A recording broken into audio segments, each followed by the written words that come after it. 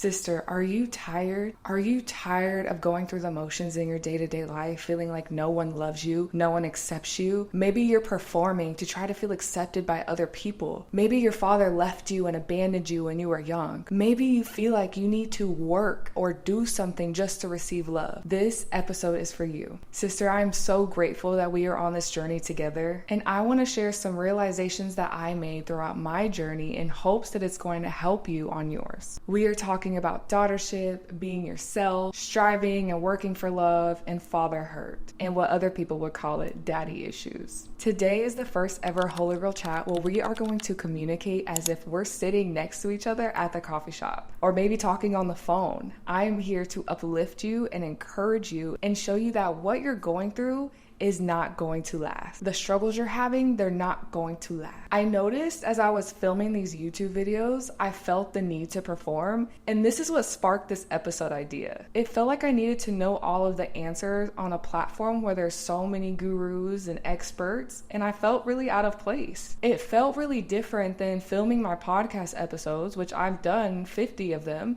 But it felt different. I didn't feel pressure. I felt the need to be myself. I felt like no one was judging me. And now being in this new space where God has led me, it feels different because it's new. And this pressure of making videos just so people can click on them and all these things, that's not what I'm here for. I'm here to provide content that truly changes your life, that helps you on the journey to your dreams and gives you the purposeful action you need to actually get there. Through my own experiences, through my own struggles, through my own lessons, the things that I'm actively doing and working towards, that is what this channel is all about, and I'm so grateful that you're here. I will never talk about something that I have no experience in, that I'm not learning or actively learning or haven't overcome. And I'm happy God moved me out of that mindset after my first ever video that I've dropped, and seeing the success that it's had, I'm still going to post what feels authentic and what feels in alignment in what God is calling me to do. So if you ever have this feeling of needing to be someone else or be like someone else or do something in a way that someone else is doing when it doesn't feel right and authentic to you, don't do it. Take this wisdom, because when you do something that is not like you, it only burns you to the ground. It leads to burnout. It leads to distress. It leads you to walk away from the thing that you might have been called to. Feeling the need to strive. This is something that I've recently dealt with, and that sometimes I resort back to just out of familiarity. And that's why I have to be really intentional about it. That's the feeling of striving or working towards something that is already freely given to me. And I don't know if you've ever felt like this or struggled with this, but what I've realized is that my past has a lot of moments and situations where I felt abandoned. I didn't feel love, and almost every single man that was ever in my life hurt me in some way, whether it was internally, physically, emotionally, and this turned into a lot of people pleasing, leading to me over-explaining myself, doing things I wasn't really comfortable with, placing myself in situations that could have been prevented, and being involved with people that I had no business being involved with. I did these things to be acknowledged by other people. I did these things to feel validated by other people. And I used to have a really hard time with separation, or truly allowing myself to be vulnerable out of the fear that they're going to leave me or do me wrong. I felt like being vulnerable made me weak, but what I realized is being vulnerable is actually what makes me strong.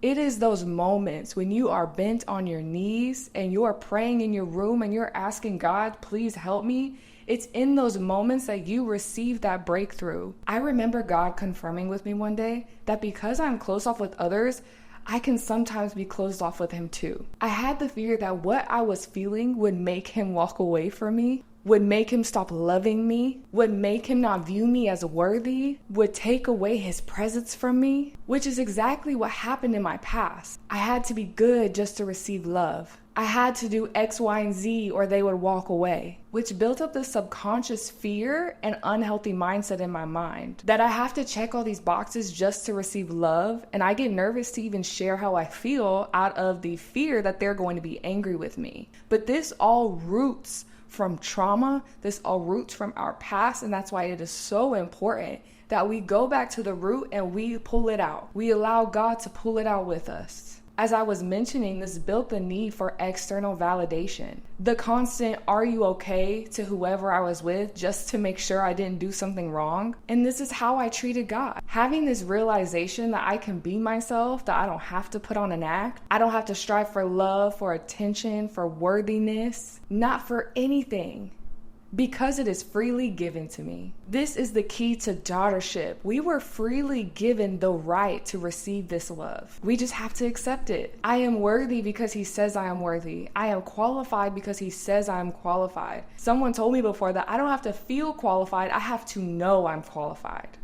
And I know this because that's what God said, and he does not lie, and his word never returns void. It is time to break free from this bondage, sister, and I'm about to help you do just that. Striving is defined as a struggle or a fight. It's also defined as making great efforts to achieve and obtain something. Some reasons why you may strive is trauma from your past. You don't feel worthy. You've made a lot of mistakes. You don't feel deserving. People have told you that you're not worthy. I'm here to show you that you don't have to work for God's love or his acceptance. You don't have to have it all together to come to him. He will meet you where you are. He didn't meet me in a church. He met me in a car ride where I was allowing my abuser to take me in a car with him to take my life. But he called my name. You don't have to be this perfect person to be a daughter. He loves you just the way you are. He provides us that unconditional love. Jesus. Thank you, Jesus, for this unconditional love. Thank you for loving me. Hallelujah. Thank you, Father. I get so emotional. Oh my gosh. I was not expecting to tear up. So, sister, this is how you're going to overcome striving. Surrender. Ask for help on how to be a daughter and allow him to guide you through it. Know who you are and get to know him better. You know who you are by understanding who he is, because he made us in his image. And so when you know the authority that is already given to us, you're able to walk in rooms without being ashamed. You're able to show up online not worried about what anybody else is going to say, which is exactly what I'm doing. You're able to speak life over your situation. You're able to lay hands on yourself. There are so many things that you're able to do, but you have to first know your identity. And you can do that by having a relationship with him. You can have that relationship through prayer, through the Bible, through a community. Understand you are going to face challenges, but you are made strong in your weakness. There have been so many times where I felt so weak, so defeated, and I had nothing else but to call upon the name of the Lord and have my faith, knowing that what the enemy is trying to do is distract me. He's trying to make me walk away and live a life where I am unfulfilled. But just know that we have to resist the opposition and resist the resistance to get to the destination. And we may not know where we're going, but I know someone who does. Understand he gives us grace. He knows that we're not perfect, we're human. And you don't have to fear going to him no matter what you've done, no matter what your thoughts are, no matter how you feel. He's going to accept you just as a father would. And I know it's hard to even imagine this because there are a lot of us who didn't have a father figure in our life who treated us with this love. We, in fact, got the opposite treatment, and it's really hard to come as a daughter when we've never been one. So this is when you have to give yourself grace and understand that this is a process and you're learning and you're becoming. I was reading yesterday and this really stuck out with me. I felt the Lord tell me to go grab my phone and read my notes because I really feel like it resonates to what I'm talking about. Psalms 126:6. They weep as they go to plant their seed, but they sing as they return with the harvest. So good. They weep as they go to plant their seed, but they sing as they return with the harvest. As they go. When it says as they go, this means that they're moving. They're moving despite how they feel. They're moving despite the weeping and the crying and what's happening. They're going to plant despite how they feel. They didn't allow their emotions to stop them from doing the thing that they know that is going to help them. So what happened in between the planting the seed while weeping and the harvesting in joy? I created this image just to show you what it looks like when you're in the in-between, when you're in the transition, when you're in the becoming, and what transpires in the becoming. Unlearning, learning who you truly are, understanding God and his love, learning what we're capable of, building the habits, strategies, and mindsets, growing in stature, wisdom, and favor, self-love, tests and trials. Your faith is built and tried, discovering purpose and healing. So no matter what you feel right now, be open to planting those seeds. Every seed that you plant in good soil, and the Lord is the good soil, you're going to receive a harvest. It shall come. This is a promise. And the reason why it may be hard for you to be this daughter is because your earthly father may have abandoned you, didn't follow through, made you work for their love, took advantage of you, lied, abused you, chose other people over you, made you feel less than. The list goes on. These traits are not in alignment with God. These traits are not in alignment with our Father. It is not in His character to do these things. And He never changes. Never. This is so comforting to me, knowing that no matter what, He is never going to leave me or forsake me. No matter what, He's going to be here to strengthen me. No matter where I go, He surrounds me. His presence is with me. I don't have to fear. I don't have to be afraid because I know He's protecting me. I know that I don't have to work for stuff because it is freely given to me. His word says that He is my shepherd and I lack nothing. And this is how you can walk in alignment with being a daughter. I came up with this acronym: know, be, do, act, and they all mean different things. Know is all about self-awareness, knowing who you are. Be is about self-acceptance, believing who God says you are, not just hearing it, but believing, and meeting your experiences from your past as they are without altering them out of shame and out of the hurt that you may feel. Do is walking in alignment. This is actually living out the belief of who God says you are. That's the laying hands on yourself. That's the prayer. Let your thoughts and your habits reflect who you know you are. And that is a daughter of the Most High. Act, staying connected to the source. This Bible verse is a great representation of what it looks like to be connected to the source. Jeremiah 17:7-8. Blessed are those who trust in the Lord and have made the Lord their hope and confidence. They are like trees planted along a riverbank, with roots that reach deep into the water. Such trees are not bothered by the heat or worried by long months of drought. Their leaves stay green and they never stop producing fruit. That was the New Living Translation, and that's like an easier to understand version, but I want to read the New King James Version. I love the way that it words this.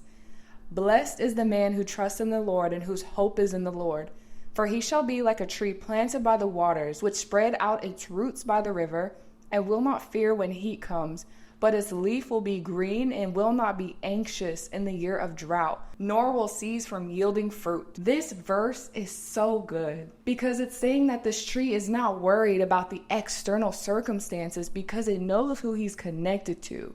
The roots touch the living water, which is the source, which is Jesus. And because we're connected to the source, no matter what's happening around us, we're still going to produce fruit. We're still going to have our leaves green and moist, and we're not worried if it's hot or there's drought because we know that we're going to be provided for. And that's what it's like to be a daughter. We're blessed because we trust and we believe that the Lord is going to do what he says he's going to do. Allow him to strengthen you and have faith in who you're connected to. You may not have the belief or the faith in yourself right now, and that's okay, you'll get there. But you must have faith and know that you are taken care of. And you do that by being open to receive and also taking a stand and coming in agreement with that's who you are. When you follow those steps, you'll know how to combat the lies of the enemy. I walked away in my past because I did not know who I was, because people tested me on the word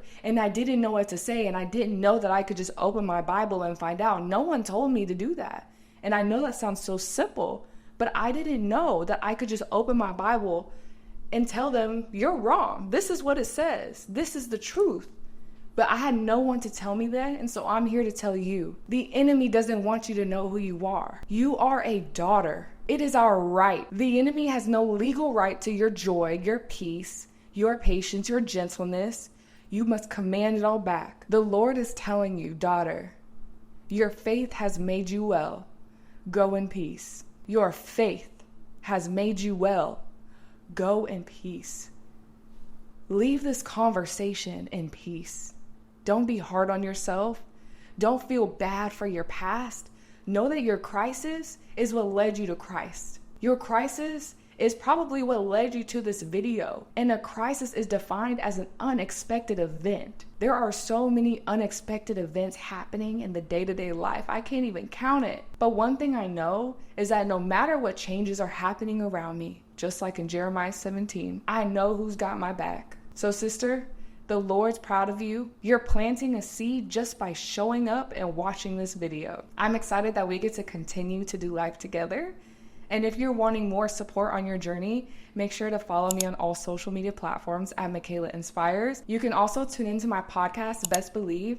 It's a coming with me podcast where we figure out life together. You're going to be able to see how much the Lord has transformed me from the first episode, which was in December of 2022, to now. Now I talk in boldness. I talk with courage. I talk with strength, but you're going to see how timid I was, how fearful I was, and I pray that it gives you the encouragement that you need in whatever season you might be in. Whether you're in a season where I used to be or a season where I want to be, we could all learn something from each other. So I'm happy that I could be that person for you, sister. Let me know in the comments what resonated with you, or if you have any other encouragement for the girlies in the community, make sure to drop it in the comments. I'm so thankful that you're here. And if you're looking for a tool to help you in your day-to-day life, to help you be intentional in growing your relationship with the Lord and closing the gap between your current reality and where you are destined to be, and I'm so excited for you to get your hands on it. I didn't know that you could do mindset work to change your mind, but you need to do soul work. Soul work is how things shift. Bye, I love you.